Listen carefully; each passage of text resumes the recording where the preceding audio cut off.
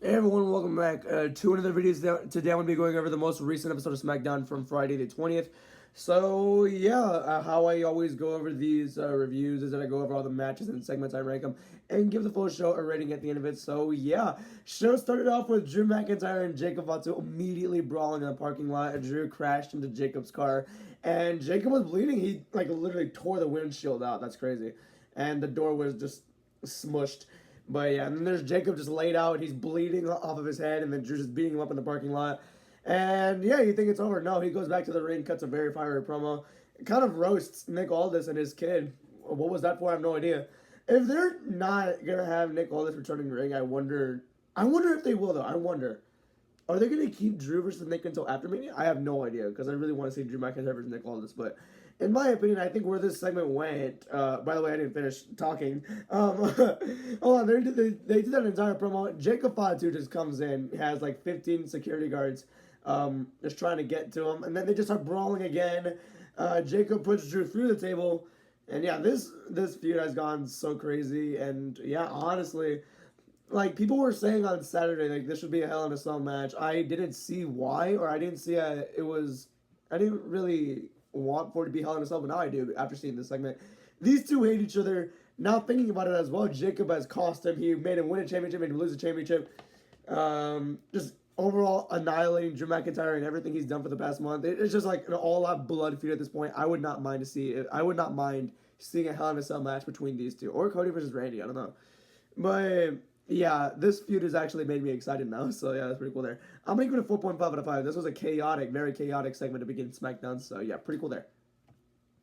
All right, so next up was the tag team championship match between R-Truth and Damian Priest versus MFT. Not the greatest match. I mean, it was fine. It actually got pretty decent towards the end of it, but the focus wasn't really on the match. The Wyatts came back, and yeah, we're continuing this feud. Yeah, I'm so damn excited. Like you can see the excitement in my voice, right? Yeah. That's about it. I just don't. In reality, I just don't care. I just don't care anymore. I'm over this feud. I've been over this feud since like what, like in January at this point. I don't care. So yeah, and then that led to a Priest and Truth winning the tag titles, which yeah, honestly, I don't hate the decision. I think it was time for Priest to get like a little side quest, and I think it was time to revitalize the tag division because the tag titles have been stuck in like purgatory between the MFT and Wyatt's for like months now, like almost a year, I'm pretty sure.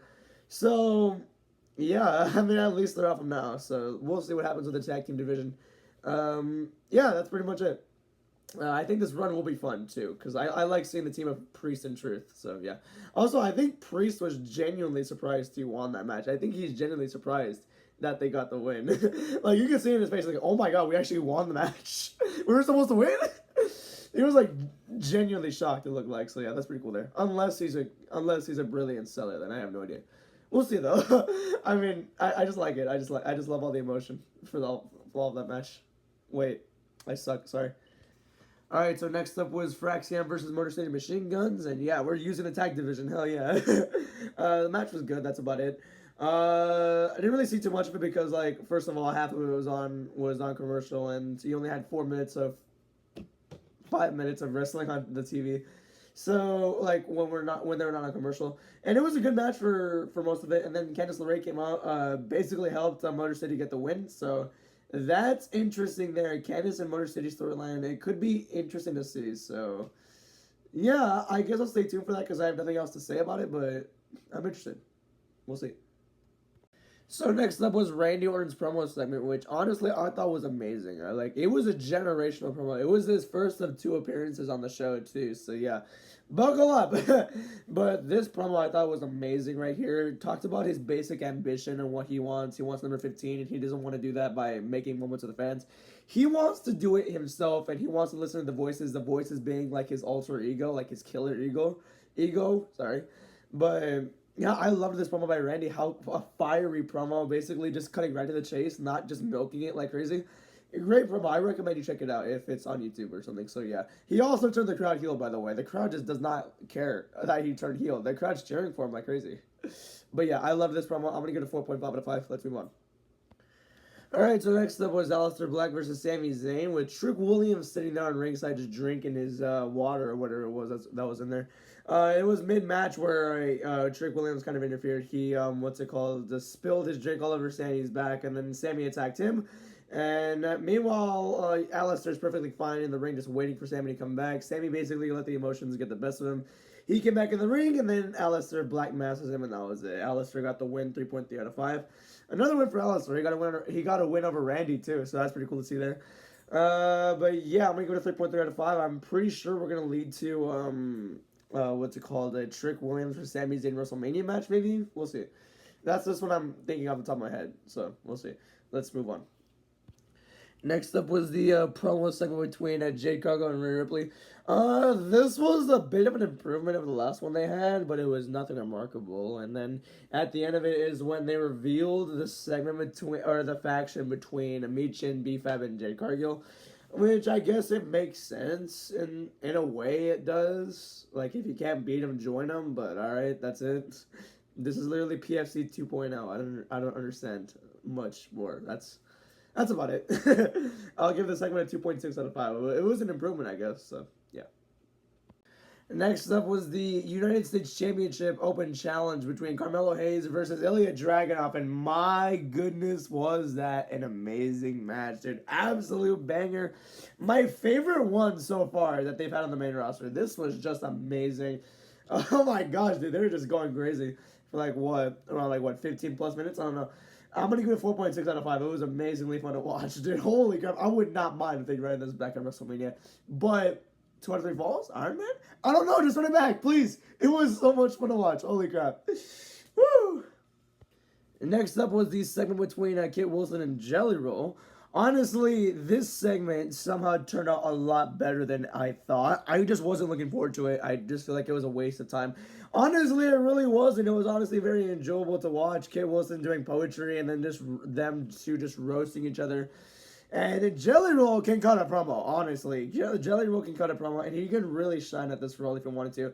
It just shows how dedicated and how invested he is in this role. Like, he really likes doing this, and it shows because of how well he does this. Like, was he an actor before he started making music? I have no idea, but that's just how good he is. Like, damn, I did not like Jelly Roll. He truly cares about the business, and that's what we need more from celebrities. Travis Scott. But yeah, he can cut a promo too. We saw a segment between him and Randy earlier, and he was just trying to talk some sense into Randy, and he just did it in an amazing way. You have to see it on YouTube. It's really, really good. Take 2 minutes of your time and see that promo, please. And then this Kit Wilson segment with Jelly Roll, it was very well done. Like I said, the poetry and all that, it was very fun to watch. It was very funny too. The roasting, them two just roasting each other, it was very fun television. It was very comedic television, which is something we sometimes need. So I'm not mad at it. I'm gonna give it a 4 out of 5. It was very well done in my opinion. So yeah, let's move on. All right, next up was the Women's Tag Team Championships between the Bella Twins versus the Irresistible Forces. With Charlotte Flair and Alexa Bliss at ringside, and yeah, pretty predictable here. I think everybody knew that Charlotte was going to interfere and call it DQ. Yeah, I think it's going to set up for maybe triple threat, maybe 4-way tag if Julia and Kiana get involved, maybe 4-way tag at Mania for the titles. I don't know. It was very predictable though, so we'll see what happens in the coming weeks. But yeah, I'm going to give the match a 2.9 out of 5. It wasn't the greatest, but yeah, I mean, it's just building to the bigger match, so I'll let it slide, I guess. And so the main event was Randy Orton and Matt Cardona's little segment there. I don't want to say little, I don't know why. But it was a good segment, like Randy being apologetic at first and then just murdering him was just pretty insane to watch. I do kind of wish it was a little bit more brutal than Cody's because, like, Killer Randy, like, we're seeing this Killer Randy instinct. He's not going to hold back. He doesn't need to apologize to anyone because, like, he's just here to win titles and just to end careers at this point. But yeah, I like the way they really handled this. This was pretty cool to see there. I'm going to go to 4.5 out of 5. It was well done once again. So yeah, that's about it. And then at the end of it, you saw a sneak peek of Drew and Jacob just brawling. They've been brawling throughout the entire show at this point. I think every backstage segment you can see them just brawling like crazy. It's like Peter Griffin and the Chicken, like from Family Guy. It's like those two just brawling like every episode and all that. It was pretty cool. And then they just both die. Like they're just both on this big balcony, and then they just both fall off, and they just both die to end the show. Honestly, I just love this. This really warrants a Hell in a Cell match, honestly. If they're just continuously brawling, throughout the entire show, no less. If they're just continuously doing that, I mean, just give them the Hell in a Cell match at this point, because I think it's earned it now. So, yeah, this was a lot of stuff to read. My gosh, but here are the rankings for the matches. The U.S. Championship, man, was like the best thing ever. It was so fun to watch. My gosh. And then your promos, Randy had the 2 best promos of the night. How about that? That's insane. You don't really see that often. So, yeah. That's going to do it for this video, everybody. Thank you for watching, and have a good day. Goodbye.